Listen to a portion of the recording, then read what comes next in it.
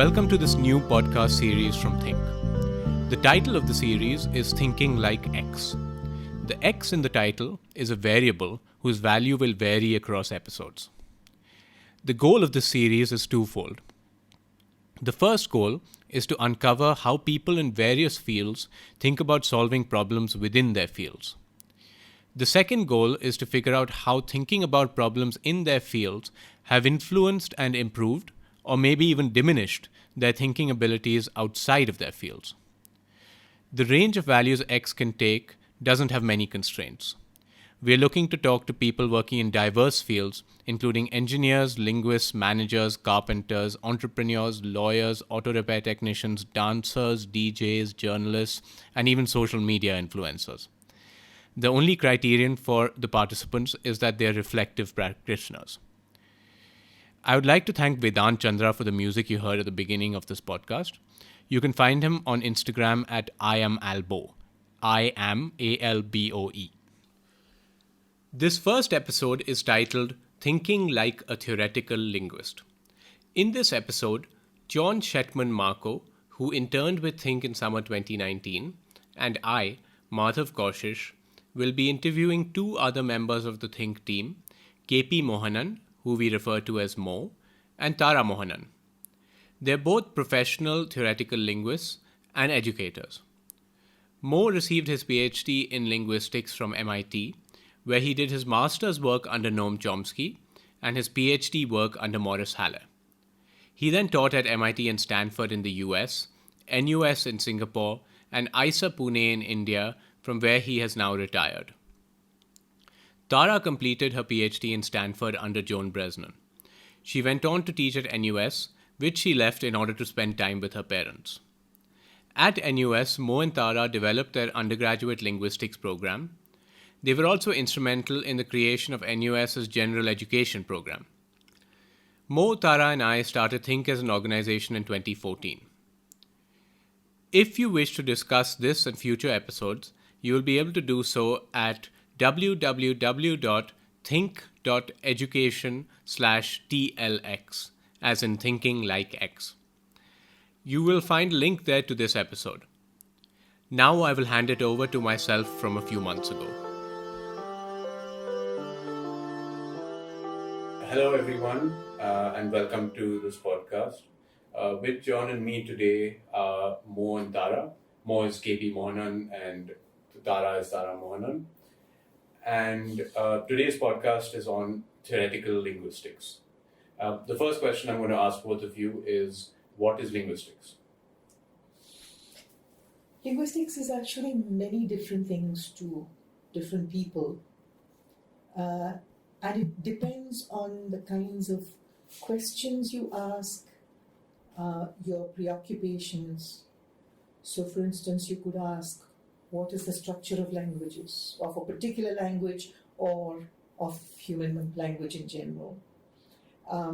What is it that languages have in common and how are they different? How does a child learn language without being taught? How do languages change over time? How do languages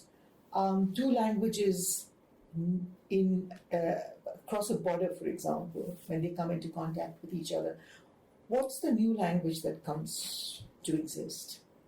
And these are different kinds of questions. How does language interact with society and culture? Right? How is language used for specific purposes? These are all questions that obviously one person can't be interested in. It's different people have different interests. And depending on what your preoccupations are, what questions you are asking, you're going to define linguistics differently.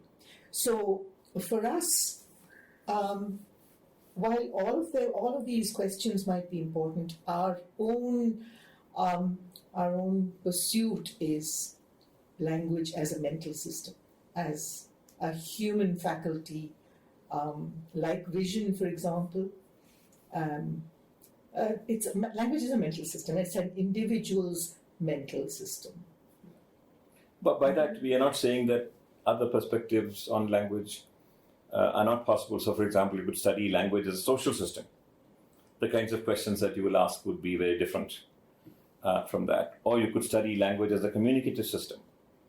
You will have a very different perspective. It's all that Tara is saying is that we are interested in language as a mental system, and within that, the structure of linguistic expressions such as words and sentences and so on. We are interested in the study of language structure as a mental system. Yeah. Of words, sentences, sounds, meanings, the structure of each of these is what we are interested in. Okay, so you separated out language as a mental system and language as a communicative system. Can you just expand on that distinction a bit? Yeah, language as a mental system is something that exists in the mind, but language as a communicative system involves the producer of language and the decoder, the encoder and the decoder of language, of the kind that is studied in, for example, information science, where these two are crucial. And one could say that the system that is used for both encoding and decoding is the structure part. Okay. So the communication is a process, whereas we think of language as without any process, simply a structure. Okay. And the social system would be how is that used in society, not the system of an individual human being, but the system of society. Okay. And what's the relation between the linguistic system and the social system? People study this under language and society. Okay. All these are possible ways of looking at language. There are also people who study just text, analyze text for to get the structure of language. Now that is very different from looking at language as a mental system, in that not all structures are necessarily found in a text. So when you're probing the mental system, as part of the cognitive system, when you're probing that, you can ask a speaker, for example, for their acceptability judgments on expressions, linguistic expressions, whether sentences or words, sounds, and so on. If you're studying text, you can't do that. You only have what you have in the text. That is your data. Yeah, and I guess text in itself is just more constrained because it's a two-dimensional thing where you're putting marks on a page. So you probably can't represent everything you could through a mental, in your mental system. Yeah, that is true. But they're different. Yeah, different things. Yeah. Different So let me give you a concrete example of these two objects of study. Suppose I ask you, we want to create new words, nonsense words, and I want to create a word such as smook, and I smoked you, X smoked Y on the head, means X hit Y with the elbow, Okay. right? And if I ask you, is that a likely word, you would probably say yes, smook. But if I asked you smook, X smooked Y on the head, you'll say smook doesn't sound like in English. That's not a possible word.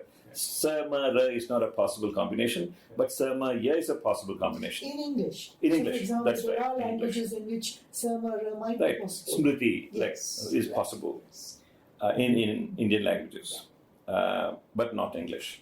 But in this, I did an experiment on you, asked you is it a possible word or not a possible word, and concluded on the basis of experiments. And your judgments reflected your mental system. Yeah. Now you look at a dictionary of English and find out how many words have Sirma at the beginning of a word. You will find none. Okay. So if you are interested in text, you will say Sirma does not exist in English. So it is not a, Whereas if you're studying mental system, you'll say it's a potential word, just happens that it doesn't exist in English, but you can coin it. Okay. So these two have very different conclusions depending upon your object of study. You ask different questions and arrive at different conclusions. That actually brings us into what you actually do. So what is theoretical linguistics as a type of linguistics? Actually, it could potentially be many things. It could be you could study all of these we could construct theories of all of these preoccupations. But our primary interest is, and typically when you say theoretical linguistics, the focus is on language structure. Okay, but this is because of a historical accident in linguistics. Like the first time the concept of theory or scientific theory was brought into linguistics was in the 1950s when Chomsky came up with the theory, a way of constructing linguistic theory using a certain formal system. This was, and that he focused on language structure. Okay. It just happened that Chomsky was interested in that. It is quite possible that you can construct similar theories of language and society, or language as a social system, or language as a communicative system. All these are possible. Okay. But that's not what theoretical linguists do. That's not that's not. Let's put it this way: the people who identify themselves as doing theoretical linguistics, the people like Tara and me. Yeah. If you ask what is theoretical linguistics, our immediate reaction would be the kind of stuff that we do. Okay. So we'll say, the theoretical linguistics is the kind of linguistics that comes from MIT linguistics. Yeah. Actually, that is more of a sociological issue than an academic one. But why can't it be theoretical sociolinguistics? Yes. Or theoretical discourse analysis? Okay, so it's kind of like a quantum physicist saying that theoretical physics is the study of the fundamental particles. Yeah, that's right. Yeah. Why isn't solid-state physics theoretical physics? So actually, theoretical linguistics does inform other aspects. For example, language acquisition, how a child learns language. Historical linguistics, how languages change and so on. I don't know if it has gone into the language and society domain. I'm not familiar with. But in principle, it is possible. Principle, it's but on the other hand, if we had something like theoretical sociolinguistics, that could inform theoretical studies of language structure as well. It's needed. Yeah, we need theory in all these domains. But it just happens historically that the most rigorous formal theory of linguistics has been in terms of language structure. I mean, there's a long tradition, that's all. Okay. So it might be useful to to give some examples to see what you actually do. Yeah, I think it might be helpful. As a linguist, we had some concrete examples of projects that you've undertaken, right? Okay, I'm going to start with how I came to write my doctoral dissertation. I was TAing for a course, and I had a session with the class a year my junior. And at the end of the class, one of the people in the cohort asked me a question about Sinhala. Said, here's a sentence in Sinhala. How does one make sense of it? What is the subject in it? Now, this happened to be a time when I was working on subjects in Hindi. And he asked me this question. I don't speak Sinhala. He translated the sentence, and I immediately translated that sentence into Hindi and into Malayalam, the two languages I do speak. And I found that the structures, there was something very similar about the structures in the three languages. And that set me off on questions that ended up, the answers to which ended up being my thesis. The process was looking for more data, more sentences of the same kind, having similar structures, looking at other structures to see how they differed, trying to construct a generalization across these, teasing out the different concepts that were involved in trying to give a description of the data,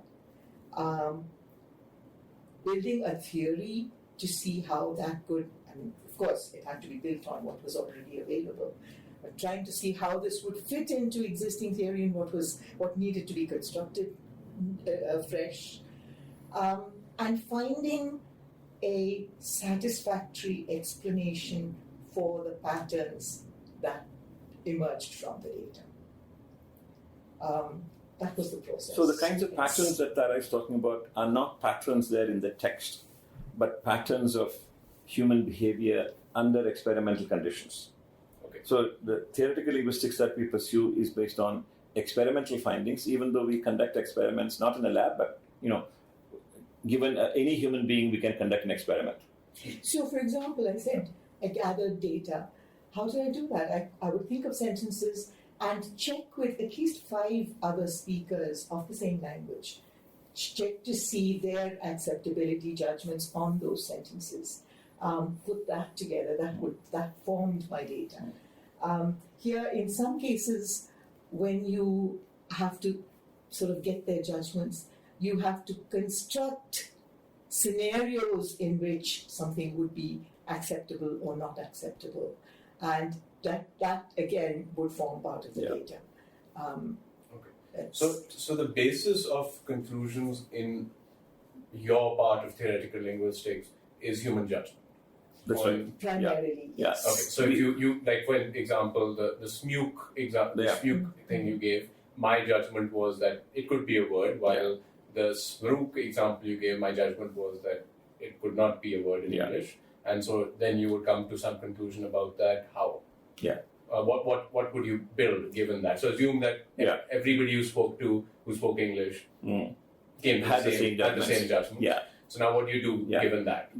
I have to add that the notion English is a somewhat strange notion. Of course. It's like the notion species. Okay. But having said that, we might say such and such communities of people would say such and such. Yeah. So our statement will be, the speakers of English that we have consulted reject smook and accept smook.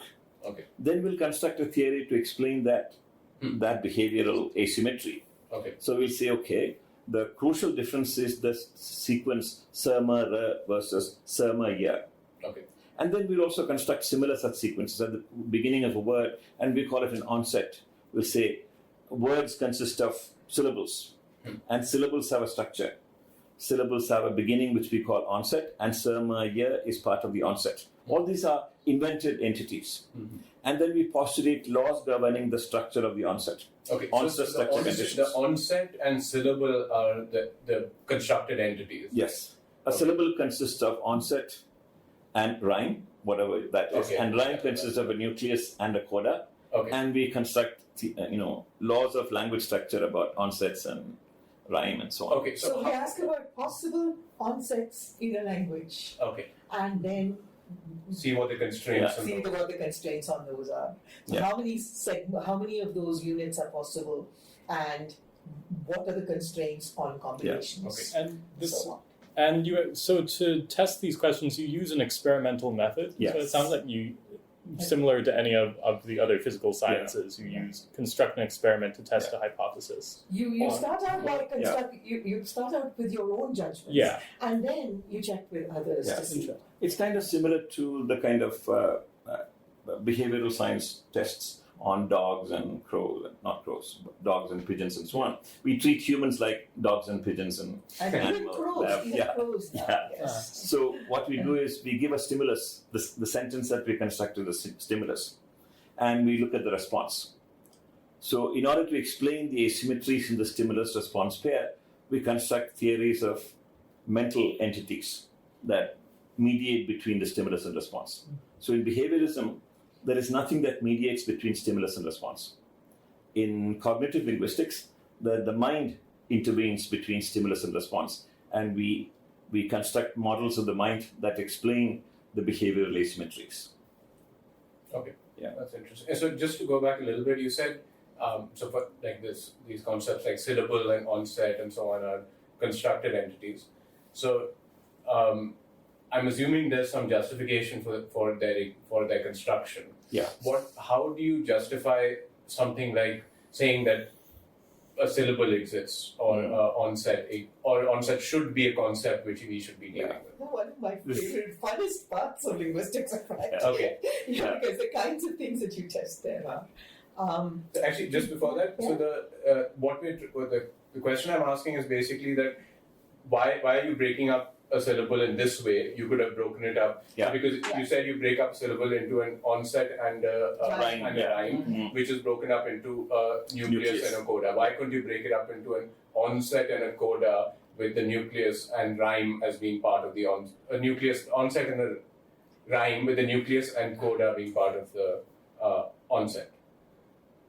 I'm not. So okay, syllable consists of. Let's not use the word onset and rhyme. Yeah. Syllable consists of two A and B. A and B. Yeah, we have B to is broken up into C and D. Right. So why couldn't you break up A into A and B? Okay. Yeah, And have C as the third Is that entity? choice an arbitrary Yeah. choice, or is there No, justification for that? This is exactly where you have to find evidence for Yeah. this. Okay. Right? So if you take things like, there are lots of what I call muddlings or play languages across the world, many of which converge on breaking up what we now has as the onset and the rhyme. Okay. Whereas I haven't seen any evidence to break up the onset and the nucleus together and the coda as separate. Yeah. Okay. The same thing is true about speech errors. Exactly. Speech errors exchange onsets, Okay. but there is nothing like something that exchanges Okay, so you're onset saying- nucleus combinations. So you're saying that when you create the onset as it is, there are certain things you can say about the languages, Yeah. certain statements you can make about the Yeah. languages, Yeah. which you wouldn't have been able to if it was the other way. Also, it's beyond that. You wouldn't be able to explain these play languages and speech errors if you didn't separate the onset and the rhyme. And also there are other structural rules that apply within a rhyme, within an onset, within a syllable, etc., but not between Of course. onset and nucleus and so on. So there is huge amount of interesting evidence for certain kinds of choices that we make. Okay. So these are all constructs that have to be Yeah. argued for Yeah. and established, and these are now well established. Okay, Yeah. so you even mentioned the notion of subject, that was your Right. PhD thesis. Is that also another example of something? Which, Yeah. Yes, that's another example of what we would call a theoretical construct, Yeah. which is required as a legitimate concept because a number of statements, generalizations, laws, whatever you want to call them, converge on that concept. Okay. So when it comes to the verb in a sentence agreeing with something, across languages you find the verb agreeing with the subject and nothing else. Or in languages that have what is called case marking. So Case marking is like example. his. Him Him, and he, yeah. he, him, his are three different cases of the pronoun he. Okay. You have that he, she, her, I, me, mine, Yeah. and so on. You can give some examples of case-like thing in Hindi. For example, John ne, John say. John go, Yeah. and so on. You find this in most of the Indian languages. So evidence from there converges again on the notion of subject. And different kinds of evidence that converge. Because I'm assuming the concept of subject, at least colloquially, existed way before people started justifying the existence. So now this notion of subject is different from the ordinary notion. ordinary notion. Intuitive notion of subject and the theoretically justified notion of subject. So this is like saying in biology, the ordinary meaning of the word animal is different from the biological term animal. Yeah. And interestingly, the questions that you're raising about syllable and subjecthood, the history is interesting because when structural linguistic theory was initially constructed, the position that people took, especially people like Noam Chomsky and Morris Halle took, was that the notion subject is not a theoretical construct, is unnecessary. Okay.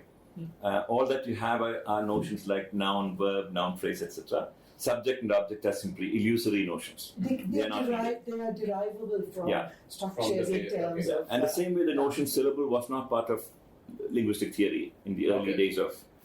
It was in 1976 that an entire PhD thesis was written to defend the claim that the notion syllable should be a theoretical construct. Just the notion syllable construct. Syllable. Okay. Since then, people have taken syllable as a theoretical construct, but not until 76. Okay. The same way, I think in the 70s again, right? The people argued that grammatical subject and grammatical object. It's the late 70s. Late 70s. Early 80s. Yeah. Yeah. And we belong to, actually, Tara and I belong to that movement to defend subject and object as necessary theoretical constructs. There was a whole community or a sub-community of people who wanted to establish these, and another community within theoretical linguistics opposed to that movement. Both broadly within the Chomsky tradition. Yeah. Okay. So these are important battles within linguistic theory. Okay. And that sort of battle continues. What ought to be recognized as a theoretical construct is very important for us. Okay. So then one other thing which we kind of mentioned various times was you're trying to look for patterns not just within what you would call a language like English or something like that, but across different languages, right? Because you mentioned Sinhala, Hindi, English, you're looking for something which exists. And I think at the beginning also you mentioned that you're trying to get the most general type of, the most general thing you can say about languages. So could you expand a bit on what you're trying to achieve with, by doing theoretical linguistics? So here are a couple of examples. So if you ask a speaker of English, John's mother adores him. Him can refer to John. Yeah. If you say John adores his mother, his can refer to John. Of course, it can also refer to somebody else. The important point is this is allowed. But if you say he adores or he adores John's mother, that he cannot refer to John. Okay. Right? So the question is, why is that not possible? And you might say this is because he comes before, John. And so the condition is that it should precede, the pronoun should precede its, what it refers to. The pronoun should not precede its. Yes, sorry. For it to be It should not be, acceptable, yeah. it should. But then that's not quite correct, because you can say something like, when he was ill, John was crying. The he precedes John, and yet it refers to John. Okay. Right? Yeah. Sorry, John. Yeah. Is I know. I don't take that. So to cut the story short, the most theoretical linguists agree that the law should be stated informally. Not stating informally. If an object is a pronoun, it cannot refer to its subject. Okay. There is one rule like that. And there are other rules which explain certain other things. Okay, for example, he said that Mary loves John, that he cannot refer to John. That's a different rule.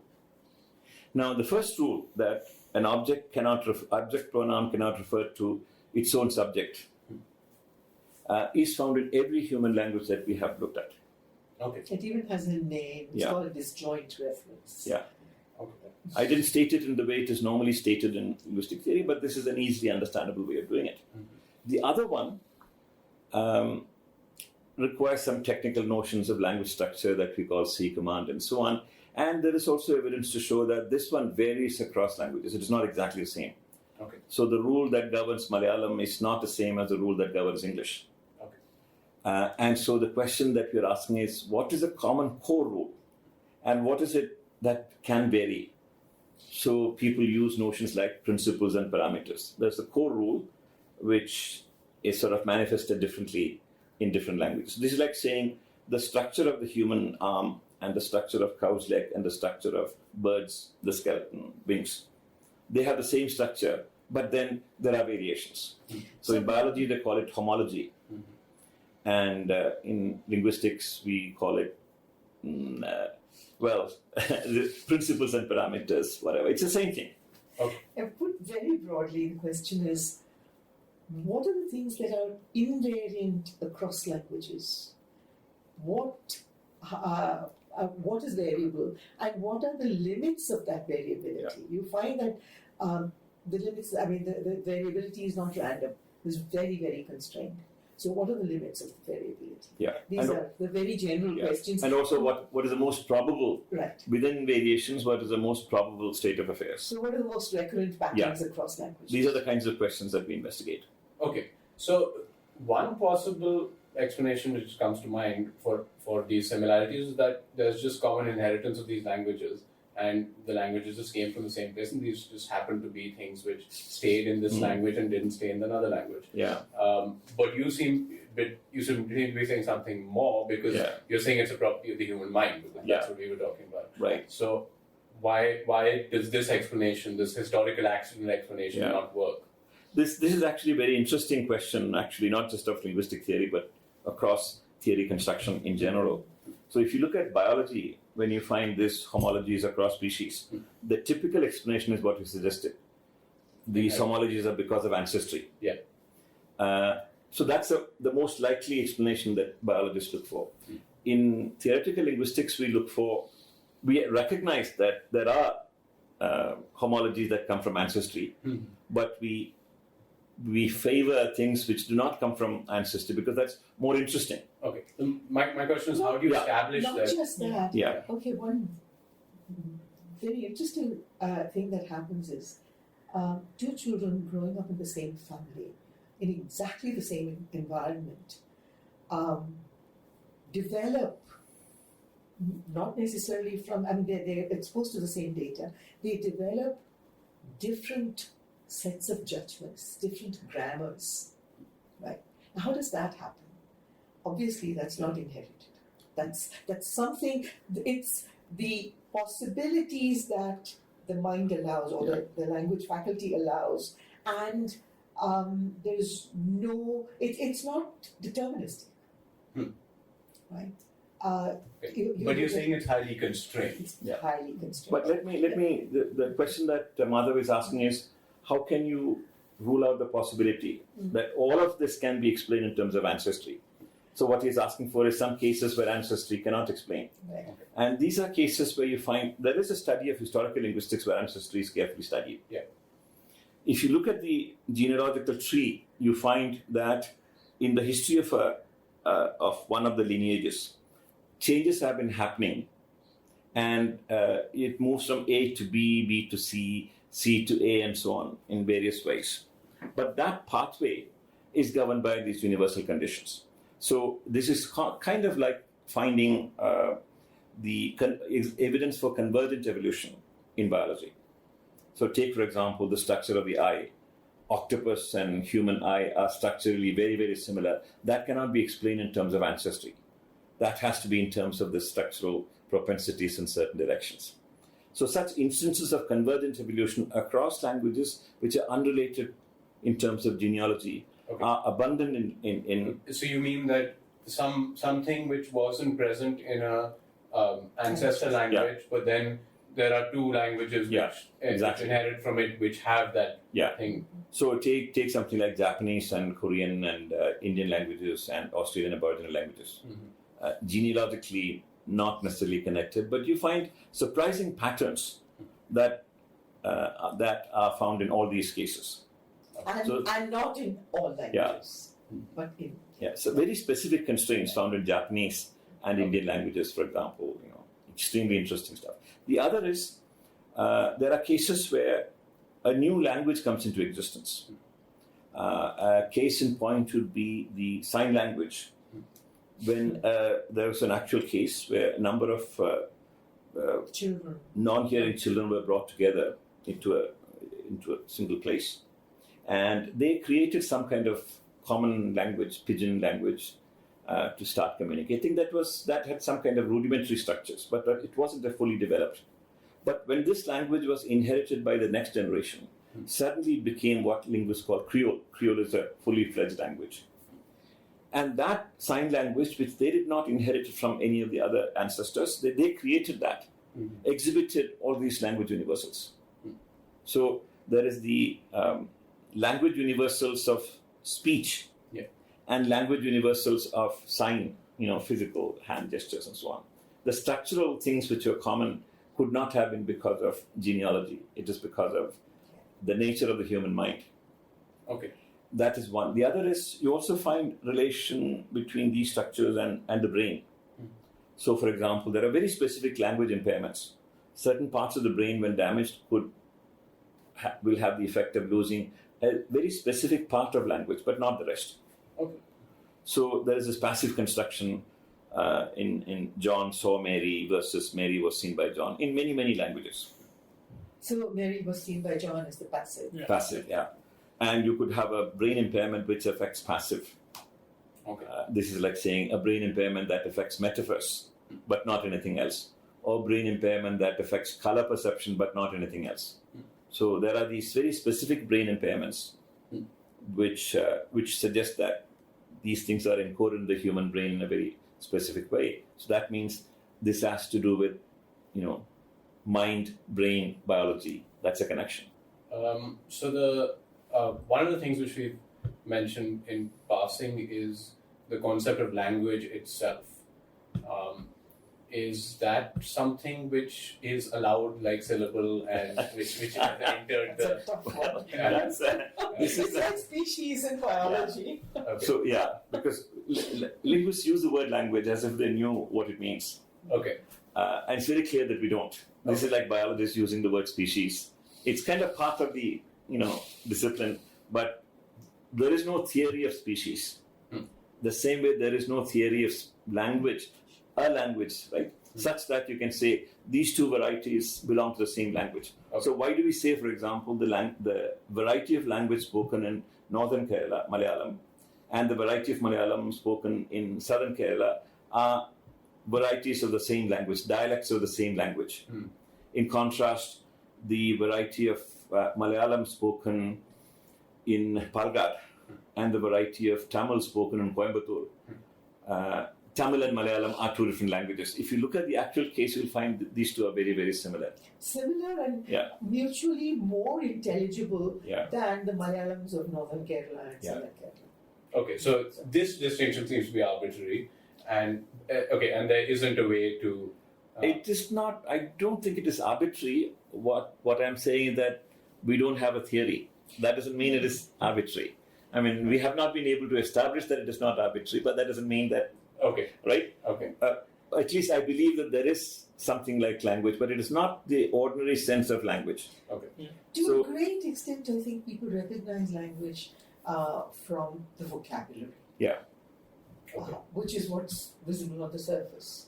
But when you start probing into the structure of those, the individual languages or community languages, you'll find that two neighboring, so Palakkad Tamil and Palakkad Malayalam may be much closer in structure than Palakkad Malayalam and South Kerala Malayalam. In fact, there are studies done on this on the Swiss border, Swiss-German border, where the people are intelligible to each other at the border, two different languages, but varieties of the same language far away, which are unintelligible. Okay, so this is even though the vocabulary is of the same language. So like the vocabulary of Malayalam in North and South is similar. Right. Mm-hmm. Yeah, the difficulty is this. If you think in terms of communication, there is one notion of language that emerges. Yeah. But if you look at the labels, so for example, the word Hindi is used by the government to refer to a huge bunch of varieties, which linguists may not, recognize as Hindi. Yeah. If you, on the other hand, if you say Hindi and Urdu, are they different languages? Many linguists would say it's the same language. Okay. This is like saying Malay and Indonesian. If you listen to this, if you study the stuff, it's almost like the same varieties of the same language. But because of the political influences, they want to give different labels for these things. Yeah. So linguists don't recognize these differences. The same way about Chinese. There are different varieties which linguists would say they are different languages. But it is called Chinese, but that is because of political reasons. It's called Chinese and the varieties are called dialects, meaning that they are somehow satellites of the same language, whereas linguists wouldn't accept that. I'm interested. So is the idea of a dialect seen as useful at all by linguists, or is it seen as sort of an way to sort of paper over these inconsistencies in the idea, in the concept of a language? Is there a way? Perhaps both. I mean, dialect again is something like as nebulous as language. Yeah. So the question that was raised in the 1930s was, given two varieties, under what conditions would you say these two varieties belong to the same language? Are dialects of the same language, or are dialects of two different languages? This, people tried very hard during that time to figure out a way of finding this, using various kinds of tests that similar to definitions of species in biology. Mm-hmm. I will not go into the details. And at the end, we couldn't get anywhere, so one linguist declared that language is simply a dialect with an army and a navy. It's simply a political construct. It has nothing to do with linguistics as a science. Mm-hmm. That was the idea at that time. And that idea that there is no reality to the notion, distinction between language and dialect, has been continuing for quite some time. But the interesting part of it is that even the people who explicitly deny it have some intuition that there is something about it that is true. Mm-hmm. But we have not been able to come up with a theory to characterize the notion. It's a kind of notion of identity. Let me give you an example. So if I listen to somebody from northern Kerala and somebody from southern Kerala, I have a tendency to accommodate to the speech of that person. That is, in order to increase the communication. So that kind of adaptation to each other, if I'm speaking to somebody that I judge as Tamil, immediately that tendency for adaptation stops. So that could be seen as an effect of identity. We belong to the same community, we belong to the same language community or speech community, is at the core of the notion language. Mm-hmm. But then that is not a single notion, that is a kind of notion in concentric circles. So identity, so for example, a person's identity as a Malayali, a person's identity as a South Indian, a person's identity as an Indian, these are kind of concentric circles. You may also have corresponding to that other identities, like identities as an academic, identity as a linguist, and so on. Mm-hmm. And these circles of identities are different. And language is one of those things that makes people cohere, move together, and a kind of signal of a community, a signal of actually us and them. Mm-hmm. If we approach theory of language from that perspective, then I think we'll have better insights. And the same thing would be applicable to biology. And the same thing would be applicable to dialect as well. Yeah, exactly. Yeah. So you're saying that possibly to construct a coherent and useful theory of what a language is, it's necessary to broaden one's horizons beyond just the vocabulary and syntactical structure, and consider things like maybe part of the definition, consistent definition of a language would include the identity, identitary, is that a word? But the identity has to be focused on certain physical signals, mm-hmm. right? Yeah. So in animal kingdom, sometimes they go by smells, they go by various things to recognize the others of the same group. Yeah. So the pronunciation is important to create that sense of identity. Vocabulary is important to create the sense of identity, but these are simply signals. Mm-hmm. Identity is much more fundamental. Yeah. But as I said, coherent theory, what I outlined was the possibility of a theory. It's not a theory. Yeah, no, the coherent theory of language, it sounds is far away. Yeah. We need an army of graduate students to do that. As I understand it, or at least to the degree that there is a popular conception of linguistics, I think it's the field is focusing mainly on human languages, on natural human languages. But I'm curious do you see connections between the study of natural human languages and studies of other forms of communication, be they various forms of animal communications, symbolic human languages? We talked a bit about sign language, but something like mathematical symbols, could that be considered a language? And is there overlap in some overlap in the methodologies that could be used in studying these different types of communication? Yeah, there has been. Yeah, language itself, even human language, mm-hmm. you could think of it at least in terms of three systems. There's mm-hmm. the language as the words and sentences language. Then there is symbolic language, mathematics, as you said, logics, and so on, and pictorial or diagrammatic language, mm-hmm. right? Language is pictures. Yeah. At least that even within human language. Mm-hmm. And then, if you want to bring in a fourth kind, that of gestures, which ties in very closely with the vocal. Well, actually, I think these three, and then the words and sentences can be to spoken language and signed language. So you have at least all of these. And then there are all the languages in the animal kingdom. The language of birds and even all the way to bacteria.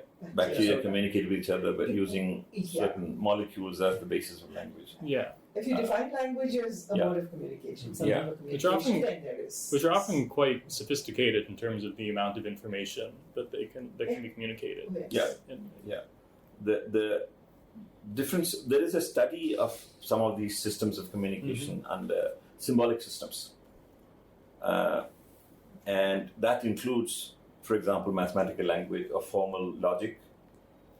All these are symbolic systems, and human language is also a symbolic system. And all these, the language diagrams that Tara was talking about, is a symbolic system. But then the question would be, what is it that is interesting about the symbolic system of natural languages? Languages that we did not construct deliberately as artificial languages, like programming languages, for example, right?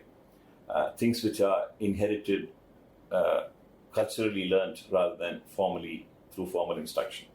Linguists are interested in that set, but you could also include this as a broader category of study of symbolic systems and even broader communicative systems. So all these are interesting objects of study. It just happens that linguists focus on. So when you say communicative system, that brings in other things, right? Yeah. Because that's not what you were talking about earlier, as in looking at language as a mental system. So, but can you study animal languages and so on, have mental systems, which then you can come up with something coherent which transcends all of these specific? Yes, actually, the study of animal systems, many of them are actually biologically inherited communicative systems. Okay. So, take for example the study of the stimulus response association that was studied in behavioral psychology. So there is evidence to show that certain creatures associate certain things, certain stimuli response associations are created, but certain things are not created. So I can't quite remember that mice, for example, will associate nausea with certain kinds of stimuli, but not certain other kinds of stimuli. Okay. No matter how much exposure you give, certain things are not associated. So that such things exist as part of the mental system is fairly mental system, meaning mental systems of animals, is very clear. And there is also similar feeling among linguists that certain kinds of rules are not learnable. Now, to provide support, actual support for this, you need to do experiments. For example, imagine there is a rule which says that there is a correlation between the first word in the sentence and the fourth word in the sentence. Now, in general, every linguist, theoretical linguist, would say such a rule is impossible, will not exist. Now, this is our belief, but we can't do experiments on children, teaching children such things. But occasionally we do get, evidence for such things by doing experiments on other things. But that's not conclusive. But there is no evidence. What we can say is this: none of the languages that we have examined so far contains a rule such as the first word and the fourth word should agree in some property such as gender or number. Okay. Not a single language shows it. And we will actually go on to say, if you try to teach this to a child, the child is not going to learn it. Just as the bee is not going to learn certain things if you violate some of the neurological constraints. But this claim has not been experimentally proved. But observationally, yes. Okay. So so just to pin down what we exactly mean by language as a mental system. So then what is thought of as the purpose of a language? Is it communication? Is it thinking? Is it all of these things? Like what? It has to be all of these, right? Yeah. You can't think without language, in fact. Okay. You Or at can't- least nothing. You can't construct theories without Yeah. language. Yeah. There was actually in the early part of 20th century, people were studying functions of language. And communication is just one of the functions. Knowledge construction is an equally important function. But do you treat that communication part as the language, or do you treat the part which results in the communication as a language, the part which... I don't think you can separate those, right? So language has the production component, there's the comprehension, the storage, access, all of those. And these are all studied under psycholinguistics. Okay. You could also study the structure of language and the functions of language. Yes. Yeah. These are two different things. Yeah. So language is used to persuade people. Language is used to manipulate people. Yeah. Language is used to just communicate. Language is used to construct beautiful things, such as poetry. In academia, language is used to construct knowledge and to communicate knowledge. Language is also used for internal purposes to think. By and large, people like us, like people like Tara and me, have a kind of side interest in those things, but our research is not really on any of those things. Yeah. We study structure. Okay. Yeah. But that doesn't mean that the other things are not important. Okay. So the role of, for example, internal dialogue that happens when you're taking a shower is extremely interesting. And the value of that for learning is also extremely interesting. And somebody should study it. We don't.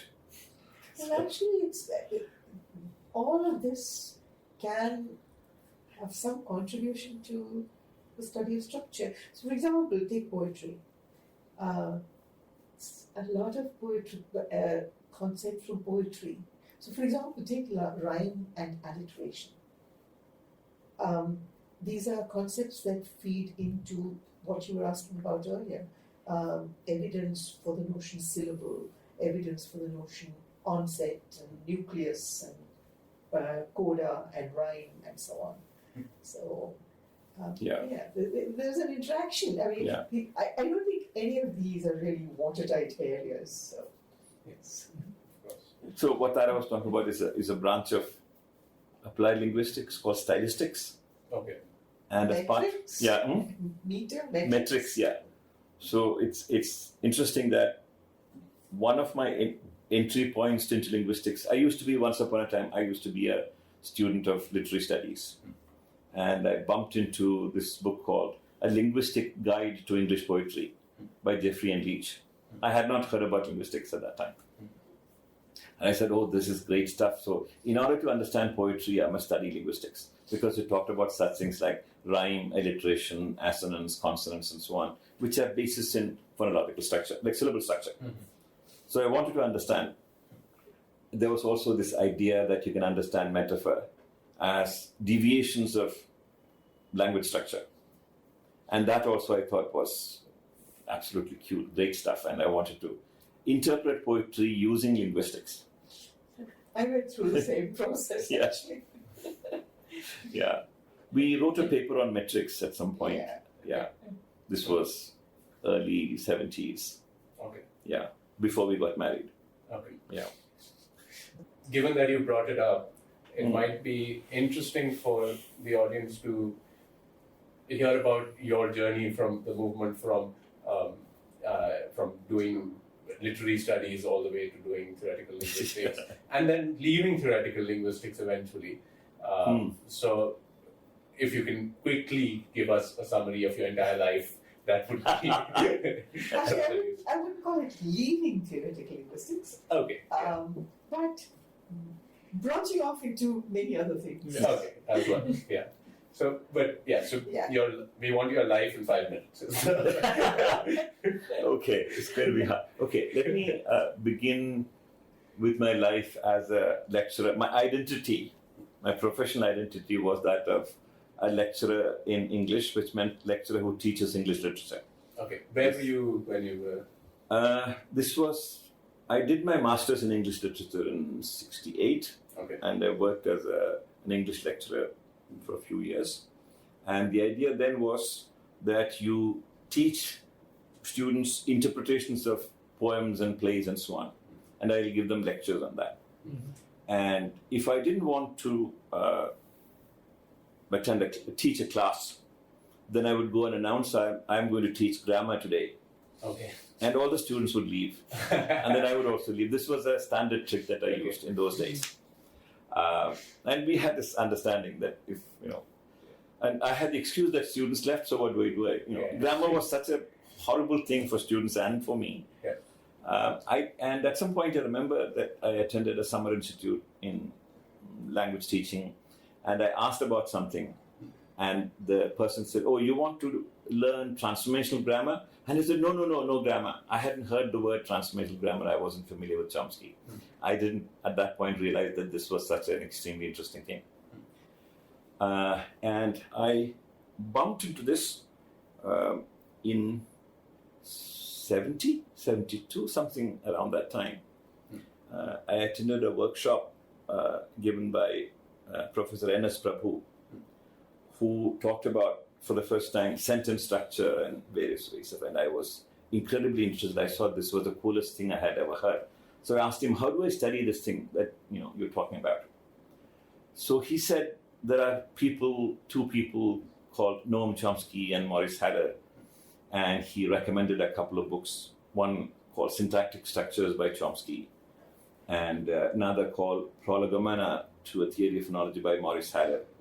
And I found these books. Okay. This Prolegomena is an article. Okay. I didn't understand a single word. Yeah, I've heard most linguists haven't read Chomsky's thesis. No, not the entire thesis. Yeah. But syntactic structures, Yeah, which is that part of the Part thesis of we the have. okay, Yes, we have but, yes. Logical structure of linguistic theory is a formally forbidding entity. okay. So we talk about it.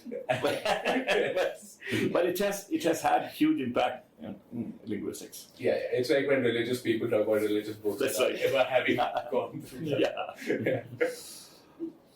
So I tried to study this, and I was a nervous wreck because I couldn't understand a word of it. But, for various reasons, I found some introductory textbooks. And then the greatest joy was there is something called English auxiliary structure. This is like, in a sentence, like, that building might have been being built. Might have been being built is a series of verbs beginning with might and built. There are extremely interesting structural constraints on this sequence. This is called auxiliary construction. So this is what he gave was the maximal expansion of that. You can't go. Nothing more is possible. Okay. Might have been being. Yeah. Okay. So you cannot say that building might has been being built. You cannot say that building might have be being built. You cannot rearrange the sequence. So many things. So if you start writing about the observational generalizations on this structure, it's huge. And it looks as though it is like, how can anyone explain these things? And they were explained in terms of just two simple rules. Cute rules. Yeah, it was like, it is impossible to describe to you the kind of experience we had when we looked at the set. And a large number of people, which includes us, we said, this is what we want to do with our life. It is so beautiful that nothing else is worth pursuing. Reducing all that data into this abstract. Yeah. And at that time, of course, what I think both of us did was really studying the linguistics that came out of US and teaching it. So we knew the truth. So I have, I think, misguided large number of people by simply giving them the ultimate truth about language structure. Okay. I'm very embarrassed about it, but at that time I didn't know anything better. So you moved from being a English literature lecturer, both of you, to being a linguistics lecturer. Yes, No, linguistics not lecturer. lecturer. No, I never. No. Oh, you never. I did teach linguistics. The one linguistics paper that was part of the literature program. Okay. But after that, I did an MLit in phonology. Okay. That's the science system. Phonology of Malayali English. Okay. And that was the time at which I got really seriously into linguistics. Okay. Yeah. But that was a switch, because when you were doing your thesis, you had the confidence to create linguistics rather than simply learn linguistics from books and teach it to. So you mean eventually when you did your PhD thesis? That thesis, what Tara did led to her research in linguistics. Okay. And for me, I don't know what. No, this was not my PhD. there's an MLit. Oh, so you think your MLit thesis what gave you the confidence to... Yeah. Okay. Because I had to have arguments with people about what I was doing, Okay. where it was assumed that I couldn't say anything that wasn't already there in the books. Okay. You couldn't say anything new. Okay. And that's something I had to fight against. Okay. And this was in India? Yeah. Okay. This was in 1976. Okay. Yeah. Okay. And then what happened after that? You discovered linguistics and started teaching everyone the ultimate truth. After that. No, after that, by then you were already teaching linguistics. Before I went to MIT, I was teaching the ultimate truth. And in 78 he went Yeah. to MIT. Okay. And there, all the ultimate truths were dismissed as wrong, and people were creating linguistics, and we were thrown into it's like going to a pottery studio. Everybody was making pots, and people said, "Come, join us. We'll do this together." Yeah. Okay. So by that time, both of you married? When you were Yes. Okay. Yeah. When Only I one was of them was. finishing Oh, my... only one of them was married. No, by the time I was finishing my MLit, we were... Okay. Yeah. And so then you went to do your PhD at MIT. At that point, you weren't. In the meantime, as soon as I had finished my MLit in linguistics, I was advised by several mentors that we should both be in linguistics Okay. because, just wasn't... You can't find a job. can't find jobs. Okay. Yeah, two unemployed people. Yeah. Problem. Yeah. And so they persuaded me to go into producing. Where we were working there, where I did my MLit, there was also the English teaching program where there was materials production. And so it was recommended that I go into writing books for children or writing materials for children. Okay. And I did write a book. Mhm. A novelette, you could say, for Okay. 6th graders. Okay. And that was when he left. In fact, I finished the book. Before, yeah. No, I finished it on the plane to the US myself. Oh, when you went to. When I went to join him, he was already there. And that I don't even have a copy of that book. I heard at some point that it had been the year that it was published, it was picked as one of the 3 best children's books for the year or something. Oh, wow. But nobody had a We copy. need to try and find it. Okay. So so then you were at MIT and you said all of your entire life was shattered because they destroyed the ultimate truth in front of you. And then what? So this was a life of creating linguistics. Okay. And some of the things that we did as first-year students in coursework and so on, the drafts that we wrote were widely circulated and they became accepted in the community and so on. And that was the first taste of the confidence that what a graduate student does can become part of the knowledge in the field. And that was a remarkable experience. That was like another experience of feeling high. So there was a paper that was written on syllable structure, paper on whatever, some first year stuff. Yeah. They were getting, before things were getting published, they were quoted in the literature and various other people were using it and so on.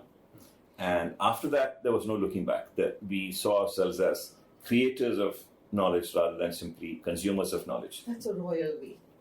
Yeah, that was, You also did that. I was doing linguistics with you, Huh. but I did not, I sort of backed away from any sort of Look, you wrote this consonant system of Malayalam. Yeah, I wrote We that. wrote this together, right? Yes, but And it was published in Linguistic Inquiry. It was so you can't get away from that. okay. Yeah. Okay. I see myself as having moved away from linguistics for about 3 or 4 years. Yeah, that was a kind of attitude because of physical health and so on. But she was also creating linguistics. Okay. Even though now she says she wasn't, that's not true. I told you. Yeah. That there was a co-authored paper which was published, which was widely accepted and so on.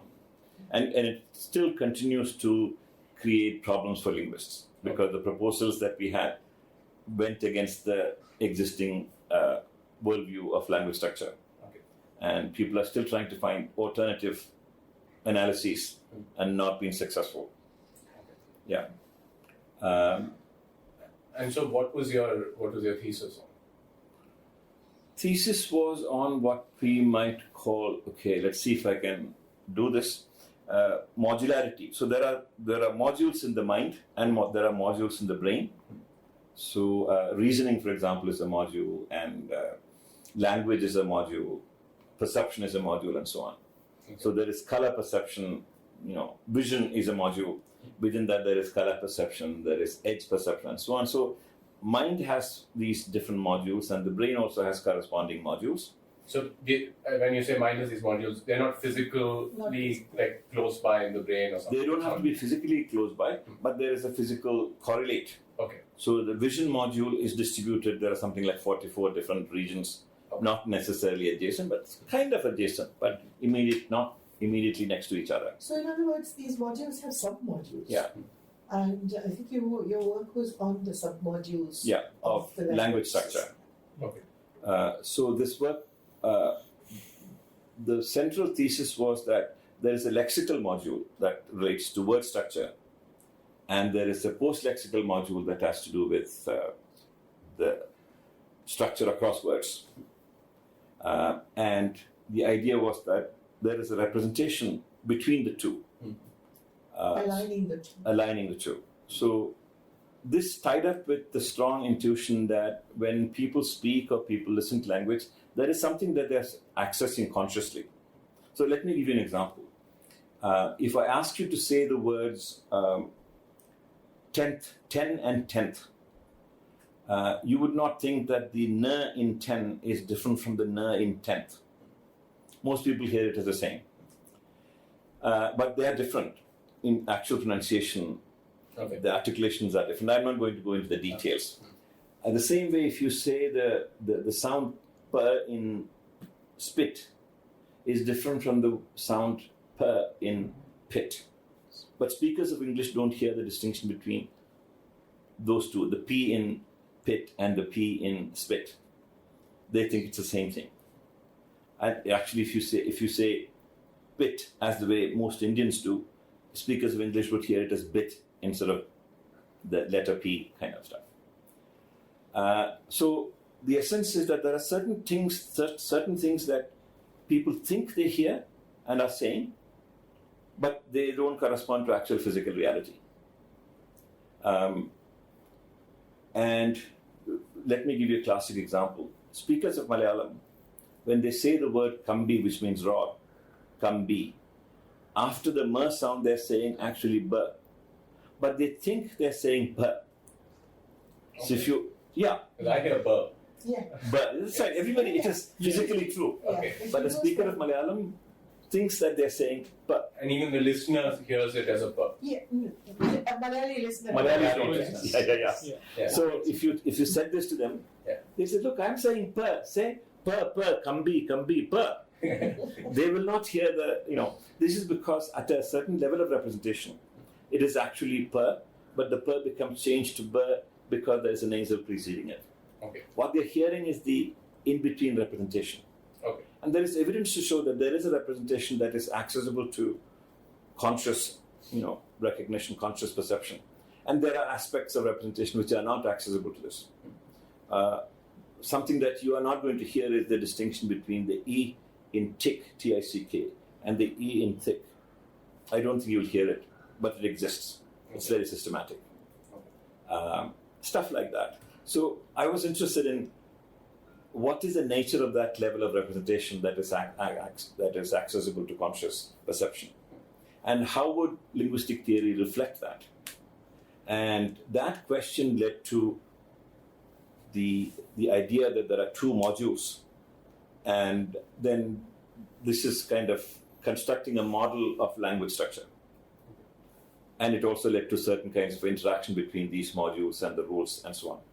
It was called theory of lexical phonology, lexical because it recognized the lexicon as a module. At the same time, there was also already established theory of lexical syntax.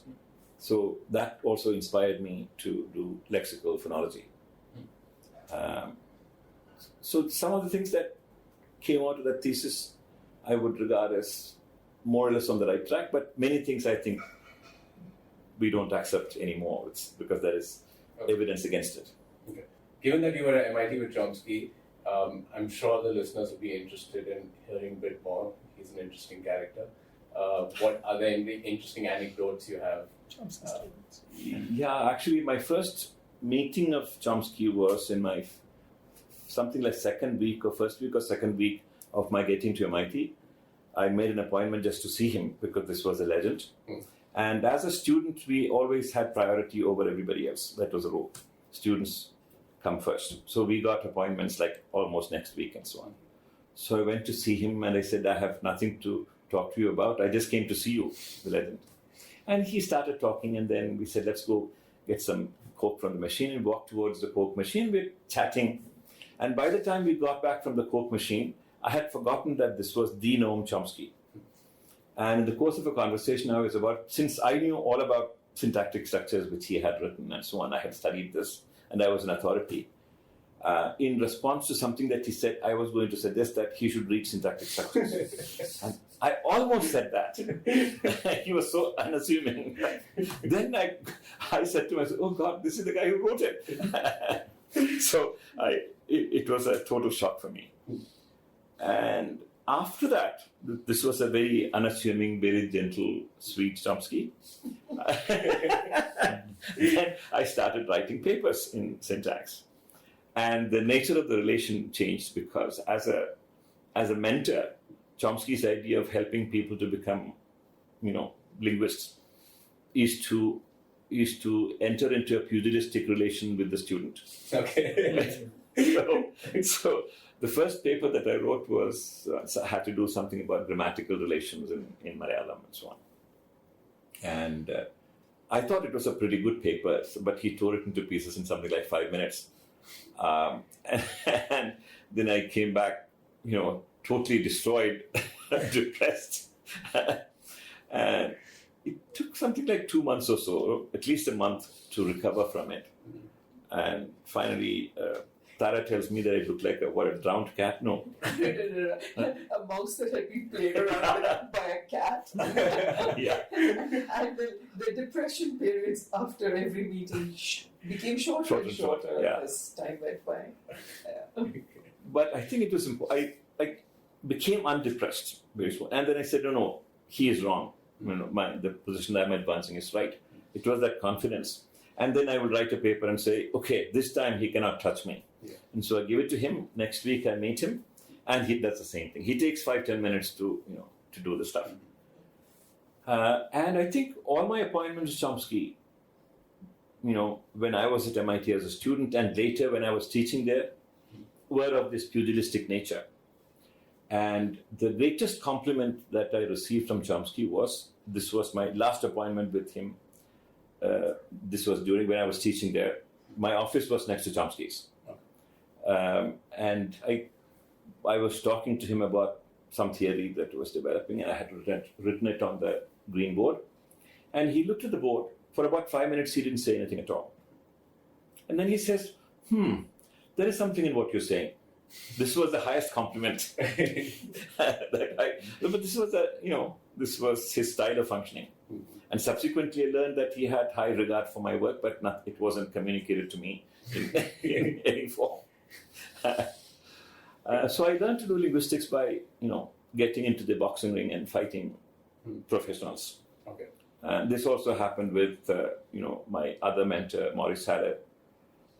So when I was there, after my PhD, I was teaching, and my office was next to Morris Halle's.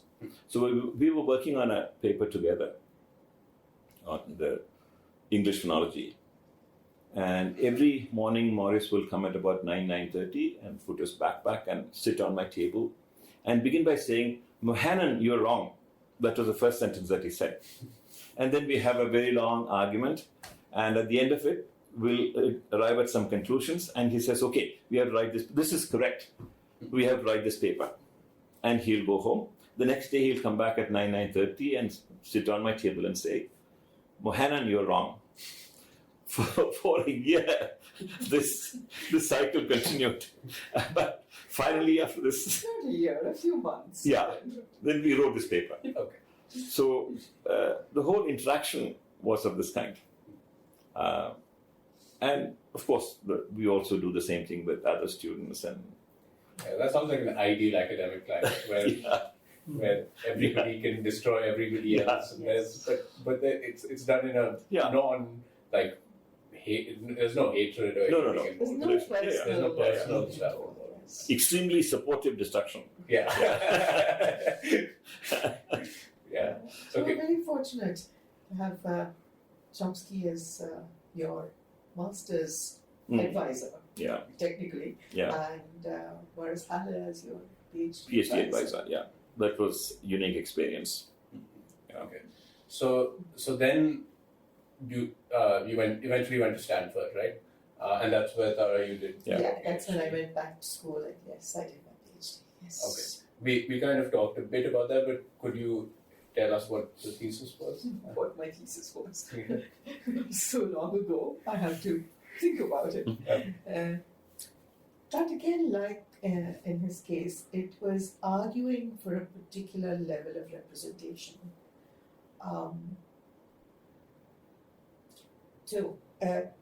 First of all, I started out as a phonologist and ended up being a syntax, doing a thesis in syntax. And the idea there was to have multiple, well, in this model that I was looking at or arguing for, had different levels of representation, where we talked about nouns and verbs and so on, which are categories of words and phrases. And then there were their functions, things like you mentioned subject at some point, so subject, object, and so on. And there is the meanings or the semantics, which play a role in structuring sentences. Things like the actor in an event or the undergoer of a process and so on. These were thought of as what are called thematic roles or theta roles. Let me actually give an example. Take something like John gave a book to Mary yesterday. So John is a noun, gave is a verb, is an article, book is a noun, and so on. That is one kind of representation. And you can also say that John is a subject and gave is a predicate and a book is the object and so on. That's a different kind of representation. Then you can say John is the giver of the book. So you can say John is the agent. And book is something that moves from me to, John to Mary. So book is the theme. The word that linguists use is the word theme. It simply means transfer it from one to the other.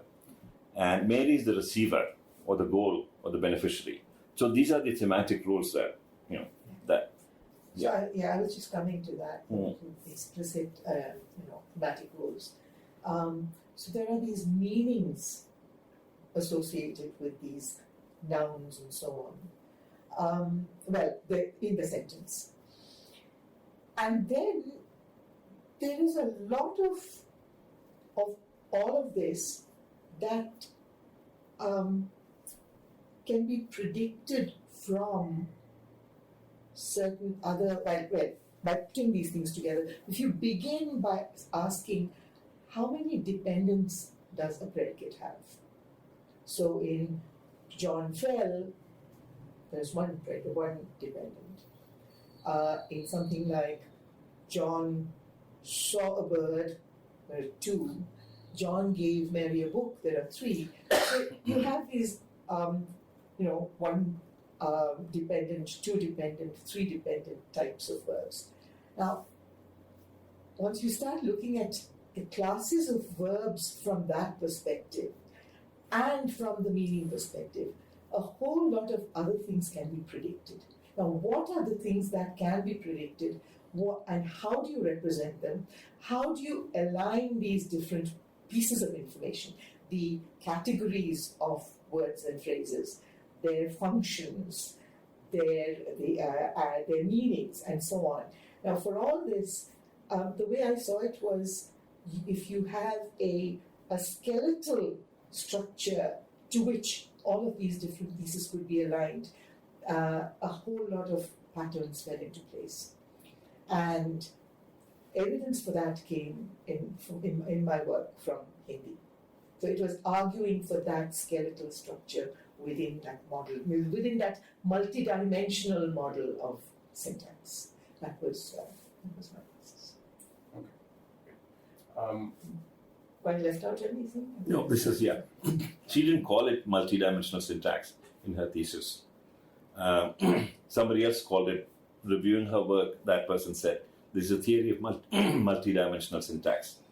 And they call it MDS, multidimensional syntax. And they said someone also told me you should have called it that and called it MDS because that would have made it come, to people's minds more easily. Marketing. For marketing purposes in linguistics, you need to have these short forms. Okay. If you don't have a name and a short form, you can't sell it. Okay. Yeah.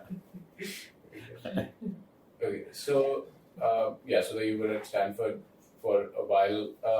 You didn't teach there, right? We went to Singapore as soon as I Finished your PhD. And then I taught there for 16 years in Singapore before I quit affiliation with any institution. Yeah. Okay. So in Singapore, I believe you set up the linguistics program? Yeah. Okay. So that actually brings us to another interesting topic, the linguistics education. Yeah. So how do you go about teaching kids linguistics? How do you do that? Because your education in linguistics was a lot of self-learning and then being then getting into the boxing ring with apprenticeship with boxing. And that is exactly what actually helped us in setting up the program in Singapore. One of the things that a crucial part of earlier history that fed into the setting of the program had to do with Ken Hale. You want to talk about that? Ken Hale was an MIT professor, and both Tara and I took a course that Ken Hale taught on linguistics education. And his idea was that rather than lecturing to students on the knowledge that linguists have accumulated, we get them to construct that knowledge. And initially we thought, this is a crazy idea. How can that? But since we had respect for Ken, we decided we would try it out. And we taught a course. Actually, circumstances configured such that we had the chance to teach teachers in the Boston area. It was a 3-day workshop that we did for them. 3-day or 5-day? 3-day. Whatever, So a 3-day workshop on how to teach. And we tried this out, Ken's idea out of getting them to construct linguistics, an analysis of linguistic. That was remarkable. And so on. Yeah. And it worked so well, I don't think we've looked back since then on how to teach. So in the linguistics program in NUS, we didn't have any textbooks, any reading for the first 2 years. Students did research for the first 2 years. Actually, if I could just step back for a moment.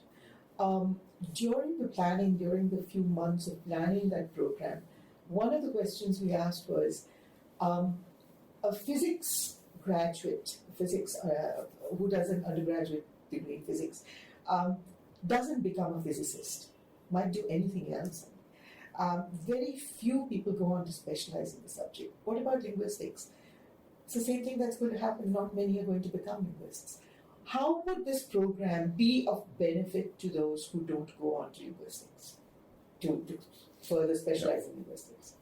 What are the kinds of things they should take away from the program? And that is when we felt that it was the abilities that you develop in doing linguistics that you can take away, that you can transfer to anything you do in life, that would be valuable to them. And so the whole program was designed such that it would be developing not so much the knowledge that existed as the body of knowledge in linguistics, but the abilities you develop by doing it, by creating it yourself. So that's how the entire curriculum was designed. So, and it's, so you said the first 2 years the students spent just without textbooks actually creating linguistic theory. And so then in the third year, whatever they were given textbooks, what was that? Actually, before that, in the second year, one of the things we did was we had 4 courses and 4 people teaching these courses. All 4 of us attended all 4 courses and intervened in between when one person was teaching, the others would intervene, and we would, in some sense, teach it together. And the students had to write papers for each of these courses, and they could pick one of them to present it to the class and to the faculty at the end of the second year. And what we found was that many of them, a very large number of those presentations, were better than many of the honors theses and presentations that we had seen. And they were things that could develop into very good master's theses, for example. And if you look at the conference presentations in linguistics, if you say something like the 4th tier conference tier presentations, the students' work was as good as or better than the 4th tier conference presentation. They could have gone somewhere and made these presentations by the time they were the end of second year. Second year undergraduate. So in the third year, we gave them graduate level textbooks and said, you teach, we will guide you from behind if necessary, otherwise we'll just listen. If they had questions, they would ask, but with minimal. They had to take turns preparing and teaching. Okay. And in the 4th year, we focused on current ideas in linguistics and also how to translate one theory into another theory and so on. Okay. So it is kind of the opposite of most programs, Yeah. where you start. You begin with a particular theory and the students get stuck in that theory. So these students had some ability to understand or go to the core of theories and to move away from notation and formalisms and so on. To extract the substance of the theories. So theory unpacking they learned fairly easily. That was Okay. And what did can you talk about what students ended up doing after they finished the program? Some of them a small number went to do PhD in linguistics. And Others have done reasonably and have done well. Quite well. Yeah. And the faculty of those, so for example, some of them went to Rutgers, some to Stanford, and their teachers wrote to us saying, what is it, your students are kind of different. What is it that you're doing such that the students behave differently? I mean, people noticed it. And our program was beginning to develop a kind of international reputation, and then it was closed down. Okay. Yeah. So it didn't. So what resulted in that? There were various, reasons of socio-political reasons, not academic reasons. Okay. Yeah. So our attention shifted from linguistics teaching to general education. That's what happened as a result of that. Okay. And we created a program for general education in the university. Okay. So that was at NUS, and so that's when you started moving away from just linguistics. No, actually, even before that, while the linguistics program was, we had just started it. He started talking. I wasn't as involved in that because I didn't have the time or anything else. He got involved in discussions with others in the Faculty of Arts and Social Sciences, and to some extent outside that faculty as well, with sociologists and historians. Historians? Yes. Also engineers, physicists. And also with engineers and physicists and so on. And so at that point, he started this group that made presentations.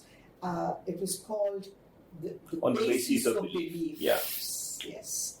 And we also tried to put together a book that but we didn't succeed didn't in happen. that. Yeah.